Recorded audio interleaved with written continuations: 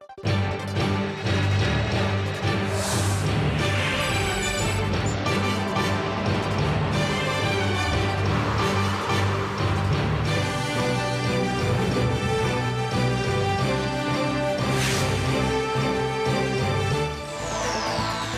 the headlines, on the second day of her state visit to Canada, President Park Geun-hye says the Korea-Canada Free Trade Agreement to be signed this week will further deepen bilateral cooperation. Tens of thousands take to the streets of New York City, including UN Secretary General Ban Ki-moon, calling for action on global warming one day ahead of the UN Climate Summit. And the 17th Asian Games well underway in Incheon. South Korea snatches at least a dozen gold medals so far, but China is leading the pack with nearly 20. Hello, everybody. Welcome to the show. Live from Seoul, I am Kang Chery. We begin with President Park Geun-hye's state visit to Canada, where she received a warm greeting from the country's Governor General. The highlight of this visit will come on Monday, though, that is local time, when the two countries will officially sign a bilateral free trade agreement. Our presidential office correspondent Choi You-sun files this report from Ottawa. With excitement and eagerness, I look forward to speaking with you, to reminiscing about our Korean experiences, and to learning how we can help each other to further succeed. Welcome to Canada. The Governor-General of Canada, the viceroy to Queen Elizabeth II, who visited Seoul last year for President Park's inauguration, said Canadians are passionate about sharing their knowledge and expertise. He said there still was room for the two sides to work together in what he often refers to as diplomacy of knowledge, something that involves the sharing of information and creativity through people-to-people exchanges. President Park pinned high hopes on Seoul and Ottawa's soon-to-be-signed trade pact that it will upgrade their partnership to one that has shared goals, not just benefits, such as international peace and co-prosperity. 내일 서명하게 될 한 캐나다 FTA는 양국 간 협력 잠재력을 극대화하는 새로운 동력이 될 것입니다. The FTA will remove tariffs on 99% of traded value in the next 10 years, and it's expected to raise Korea's GDP by 0.04% over the same period. Keeping momentum from the trade pact, Korea hopes to expand cooperation with Canada in areas of energy, science, and Arctic studies. The FTA, after it's signed on Monday, will be sent for parliamentary approval in both countries. Choi You-sun, ARIRANG News, Ottawa. And following her state visit to Canada, she will be flying out to New York for the UN Climate Summit, where world leaders are set to discuss the threat of global warming. And ahead of their talks, people from around the world took to the streets in the city demanding action before it's too late. Kim Min-ji has the details.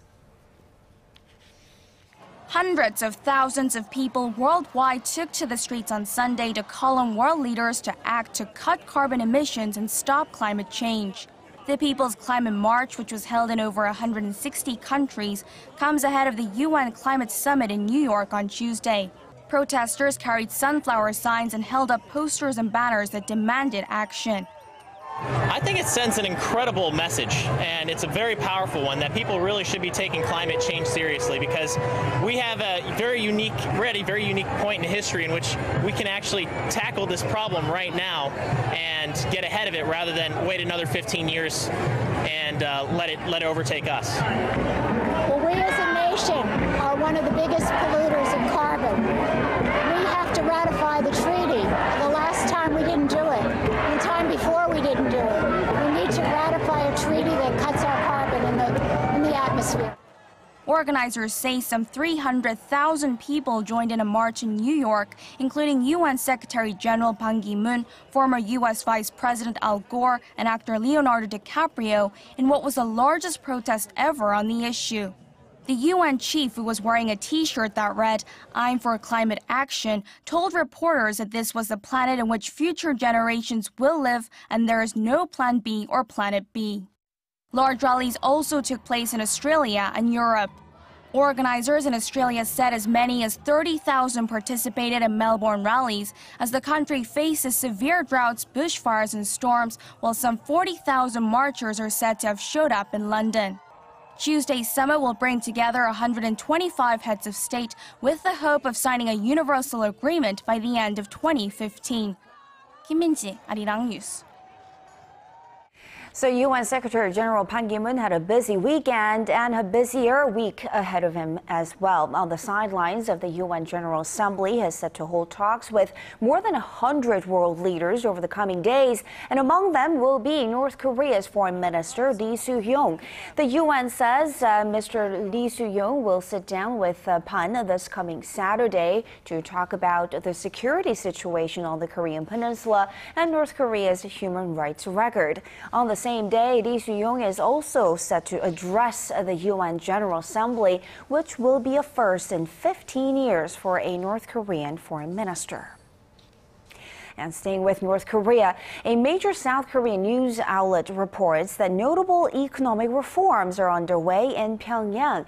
It says the latest change involves a family unit farming, giving workers greater financial incentives based on their input. Hwang Sung-hee tells us more.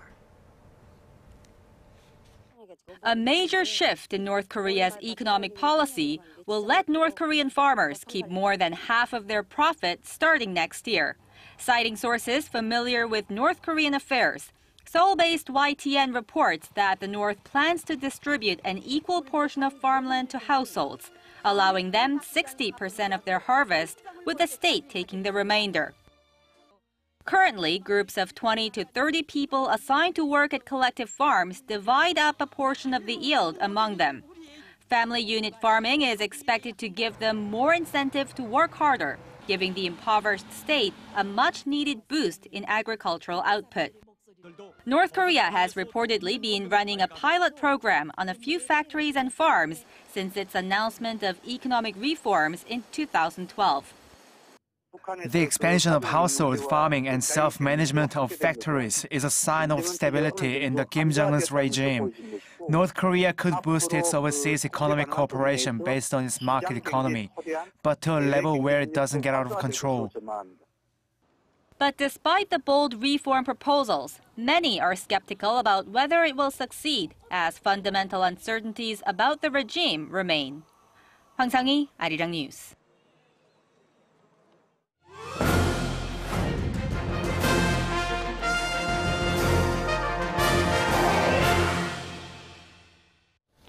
In this week's Industry Insights segment, we're profiling Korea's #1 automaker. Hyundai Motor may be struggling a bit in terms of recent stock performance as well as profitability with the strong Korean won and high cost for its fight for its U.S. market share. But this automaker is bearing the cost for now and betting even more for its goal of becoming a premium brand. Our Song Ji-sun reports. This is a crossroad in Seoul's rich and hip Gangnam-gu district where imported car showrooms are peppered along the street. Just across Mercedes-Benz and BMW, Hyundai Motor recently opened its first brand exhibition gallery called Motor Studio, underlining the Korean automaker's ambition to upgrade its brand image. Hyundai's premium sedan model, the Genesis, is rotating on a wall, showcasing its platform. The launch of this brand gallery underscores Group Chairman Chung Mong-gu's ambition to brand Hyundai Motor as a premium automaker. Hyundai has been struggling in the U.S. market this year, losing ground to Japanese automakers, which have benefited from a combination of the weakened Japanese yen and discount promotions. Hyundai aims to counter by emphasizing its high-end line of automobiles, something it hopes will boost its brand image and ultimately sales across the board. Early signs are encouraging in the all-important U.S. market. The automaker's overall market share in the U.S. is in the mid-4% range, but its share in the luxury car market was at nearly 7% last year. Hyundai aims to push that mark to 8% by the end of this year. If the goals are achieved, the new Genesis sedan will be the reason. It's the focal point of the company's strategy in the United States. Hyundai says the sedan's performance is on par with BMW 7 Series, but is priced about 10% lower than its targeted competition, the BMW 5 Series. Sales of Genesis in the U.S. more than doubled in June from the beginning of this year after launching the new model. That boosted the sales portion of mid to large-size sedans from 53% last year to 56% by end of July. But experts say Hyundai has a long way to go before it can sell itself as a high-end automaker. It marks only the beginning for Hyundai's challenge to become a premium brand in all aspects. For instance, when BMW launches its new 5 Series, they improve a lot on the performance by reducing its weight by at least 100 kilograms and enhancing its output by 15%. Hyundai must focus on competency when launching new models, as they seem to lack that improvement with heavier weights and less fuel efficiency. And those same rules apply in the domestic market, where combined shares of Hyundai and Kia Motors at home last month dipped below 70% for the first time in 7 years, as more consumers turn to German diesel models with higher fuel efficiencies. 송지선, 아리랑 뉴스. For the latest in news that impacts Korea and the world, join Kang Chery for a lively half hour that covers politics, business, international news, and much more. Live at 8, every weeknight on ARIRANG TV. Human Rights Council headquarters in Geneva on Thursday, finding ways to persuade. It's often called the ICT Olympics. The International Telecommunications Union meeting will begin in Korea's southern port city of Busan in about a month from now. This high-profile event could shift how countries and people use and access the internet. Our Hwang Ji has the details. The countdown has begun. In less than a month, the 19th ITU Plenipotentiary Conference kicks off in Korea's southern port city of Busan. The ITU, or the International Telecommunications Union, is an information and communications arm of the United Nations. It sets technological standards, allocates radio frequencies and satellite orbits, and works to improve the quality of communication services.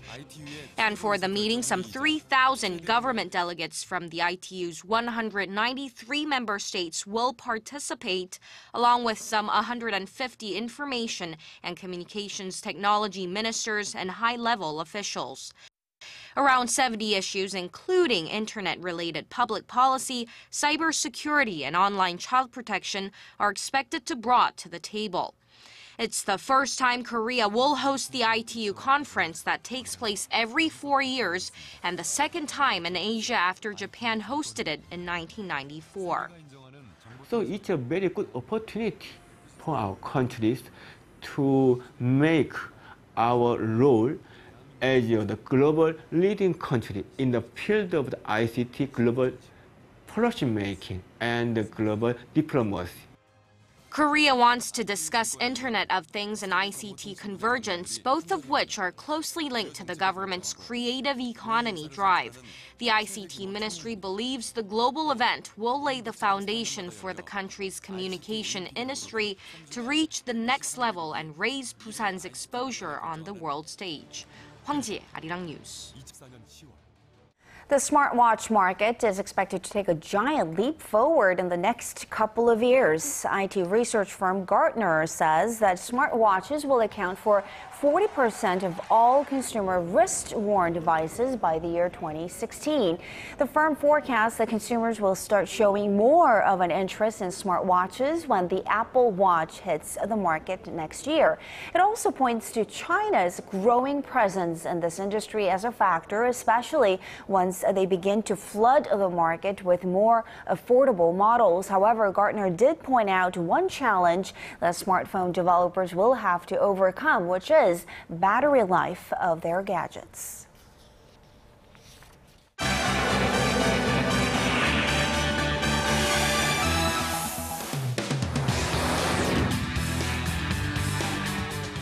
In the latest crisis to hit the Middle East, the Turkish government has begun clamping down on its border with Syria following the massive exodus of Kurdish refugees who are fleeing from Islamic State militants. And for more, Paul E. is joining us from the news center. What's sparking this latest influx of refugees? Well, clashes between IS militants and Kurdish forces have intensified this past week, with fighting focused near the border town of Kobane, also known as Ain al-Arab. And this latest figure from officials puts more than 130,000 Syrians crossing into Turkey in just the last 3 days. In order to stem the movement of Kurdish fighters, Turkish authorities closed 7 of the 9 border posts in the area. However, they remained open for women, children, and the elderly. The UN Refugee Agency says civilians are continuing to escape into Turkey in what has become the largest exodus since Syria's civil war began more than 3 years ago. We're approaching in Turkey 1.6 million refugees, and now over 100,000 influx, and quite frankly, we don't know when those numbers will end. We need assistance for core life-saving support. The Turkish government says it's taking all necessary measures to prepare for the influx of displaced civilians. However, emergency officials say urgent supplies are quickly running out. The UN agency has reiterated its call for more humanitarian assistance, as it so far received less than a quarter of the estimated $500 million needed to tackle the refugee crisis. And in Hong Kong, thousands of students there have launched a massive protest against the Chinese government, demanding democratic reforms for the former British colony. Give us a picture of how big this pro-democracy rally is. Well, students, academics, and faculty members from 24 leading universities and colleges are taking part in this week-long boycott of classes, which comes ahead of a showdown with Beijing on October 1st.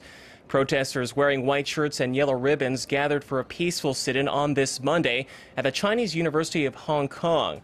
The group says it wants Beijing to grant greater democratic freedoms for Hong Kong, such as genuine elections. In the coming days, they plan to expand their campaign of civil disobedience across the city, including classroom strikes and mass protests in downtown financial districts. I believe on August 31st, when the National People's Congress made their decision, it crushed the dreams of some people in Hong Kong who have been fighting hard for democracy for the past 30 years. And it's not the first time Hong Kong students have resorted to radical tactics. In 2012, Hong Kong was forced to pull back a compulsory pro-China education curriculum in schools after a week-long protest drawing thousands of students who said the plan was tantamount to brainwashing. And turning to Wall Street, Paul, after a frenzy of trading, the Chinese e-commerce giant Alibaba has shattered world records, opening at 92.70, going public on the New York Stock Exchange. Some analysts, though, are warning that this stock may experience a course correction in the coming weeks. Well, that's certainly the sentiment among a group of market watchers that say Alibaba's hot stocks have been fueled by investors seeking merely short-term gains, which will eventually stabilize. But until then, Alibaba's initial public offering now stands as the biggest in U.S. history at $25 billion. Overwhelming demand saw the IPO initially raise about $22 billion ahead of its debut this past Friday. However, an additional sell-off by a leading shareholder sent Alibaba's stock surging 38% to nearly $94 per share.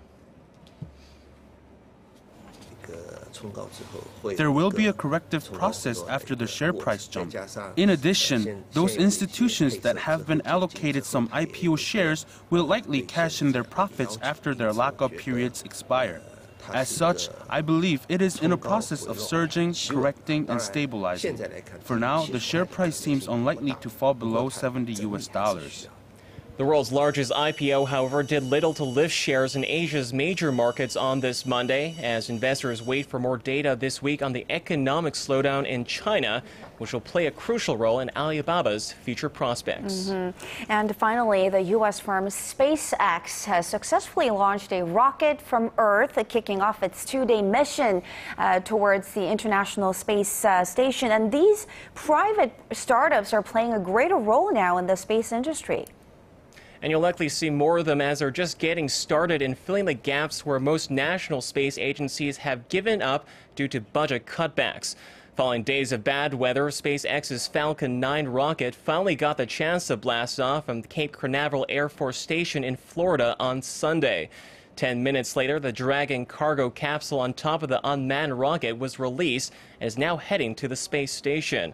Its mission will be to transport supplies, including a prototype 3D printer, 20 live mice for experiments, and equipment to monitor ocean wind speeds. Last week, SpaceX had won a second contract to provide so-called commercial taxi services for NASA astronauts in a deal worth up to $2.6 billion. Charity? Taxi services for astronauts. Look at where we are. All right, thank you very much, Paul, for those updates, and we'll see you again for Primetime News.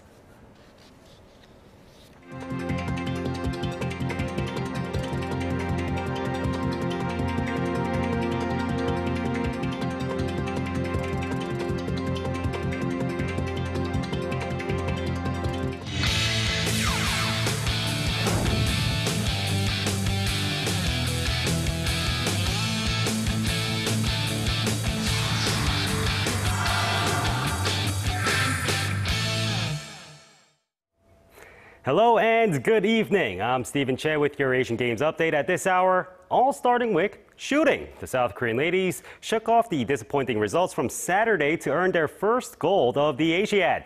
They started the day with a bronze in team 10-meter air rifle, but got the much-needed gold later in the day, winning the 25-meter team pistol event. Fortunately, Kwak Jung-hye went without a medal in the individual finals.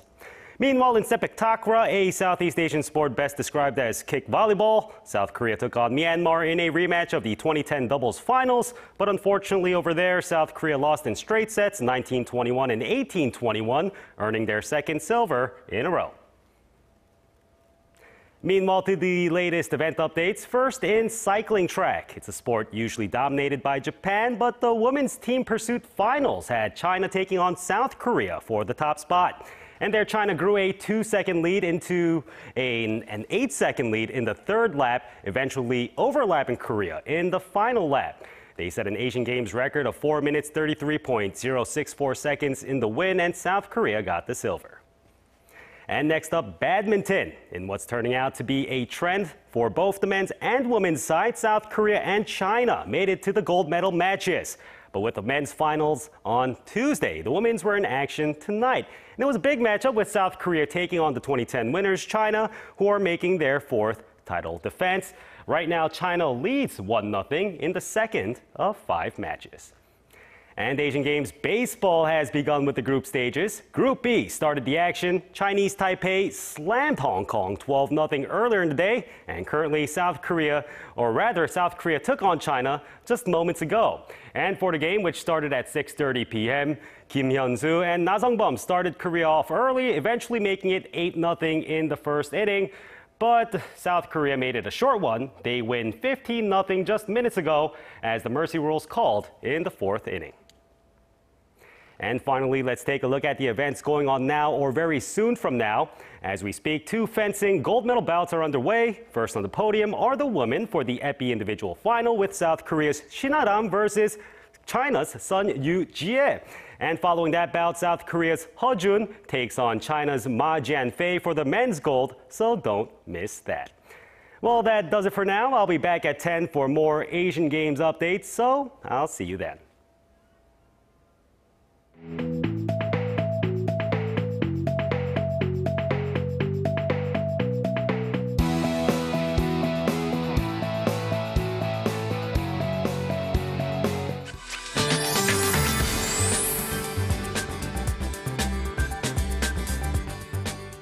Now let's begin in Incheon, where the Asian Games are taking place. The weather will continue to be on our side, reaching 27 degrees under sunny skies.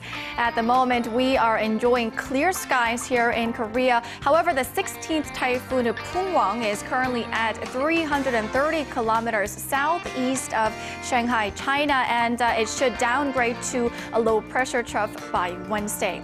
Due to the typhoon, heavy downpours and strong winds are in store for tomorrow and Wednesday. 50 to 100 millimeters is expected for most regions, and coastal areas more than 150. So an umbrella is a must for tomorrow, and be extra careful on the roads. Other than that, after this round of rainfall, we'll return to typical autumn weather conditions for the rest of the week. That'll do it for now. I'll be back with more updates after 10. See you then.